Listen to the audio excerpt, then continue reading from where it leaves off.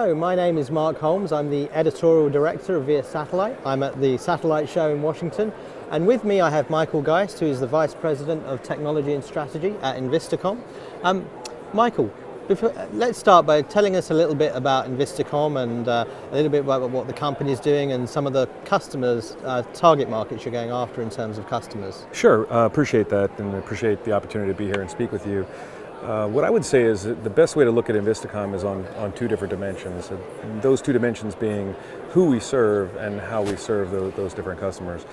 The who we serve component of who Envistacom is that we are a company that serves the satellite communications market or communications market in general, as well as the intelligence operations market, or what was formerly called counterterrorism, as well as customers with requirements in the cyber domain. Yep.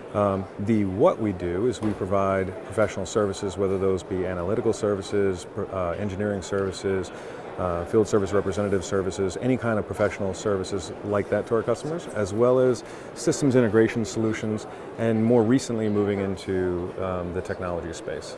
So let's talk about that, because I mean, when we talk to a lot of satellite companies, a lot of those terms that you mentioned there aren't sort of mentioned, sort of the analytics, the cyber side. Do you think your company, do you think Envistacom is somewhat unique in the satellite industry currently? I think we're one of a fewer number of companies that are crossing a variety of different domains in both the customers and markets that we serve. And that makes it interesting in that we are working with customers who have certain needs and don't know the art of the possible in terms of solutions that can be provided to them across those different domains. And so we're unique in that we can integrate solutions that consists of professional services and technologies and integrated solutions all together and provide an end-to-end capability set for a customer, which is a pretty unique value proposition.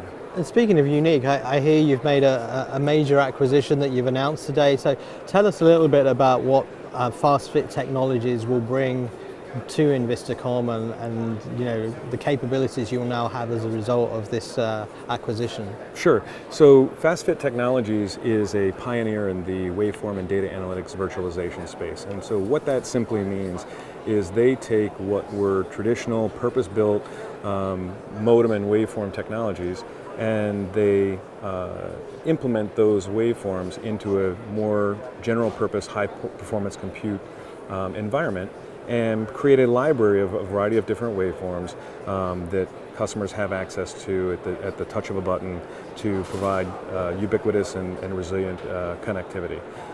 The reason that is so important to us and the reason that is so important to our customers is that as next generation constellations continue to emerge and come online, whether those constellations are high throughput satellite constellations or whether those are non-geostationary constellations, each one of those different constellations and satellite networks is designed and purpose-built to optimize the capabilities of that satellite network, which makes them all different from one another.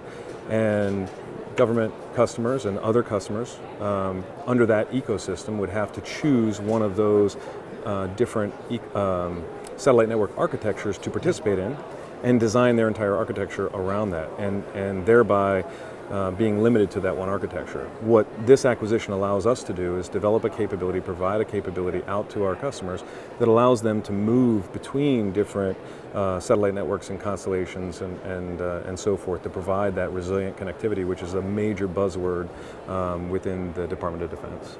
And just sort of one final question, and very interesting to talk about some of those spaces that you're sort of operating in.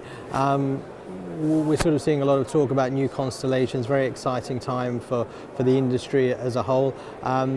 Do you see there being a huge opportunity right now for Envistacom? And if obviously I expect the answer will be yes. Yeah. And if you could just define exactly what that opportunity is.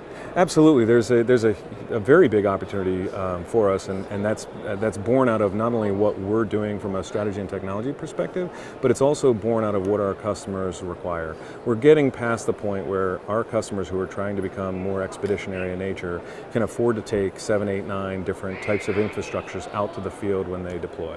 And so they're demanding the kinds of capabilities that we're now innovating.